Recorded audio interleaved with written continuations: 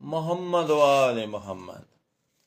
हजूर पाक सैयदना मोहम्मद मुस्तफ़ा सल्लल्लाहु अलैहि वसल्लम, मौलाए कायनात हज़रत अली वजहुल करीम, सैयदा फ़ातिमा ज़हरा बतूल अज़रा, हज़रत हसन मुजतबा अलैहिस्सलाम, जनाब इमाम हुसैन अलैहिस्सलाम करीम करबला, ये कितनी बड़ी ज़ातें हैं, ये कितनी बड़ी शख्सियात हैं, ये कितने बड़े वजूद हैं कि अल्लाह ने इन्हीं के बारे में कहा कि नजासत इनके करीब नहीं आ सकती, पाकीज़गी इनसे दूर नहीं हो सकती, और मैंने इन्हें ऐसा पाक किया जैसा पाक करने का हक है।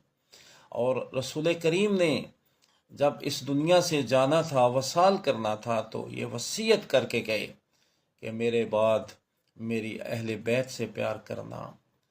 कुरान और अहले बैत यही अल्लाह की रस्सी हैं, इसे मजबूती से पकड़े रखना, तुम कभी गुमराह नहीं होंगे।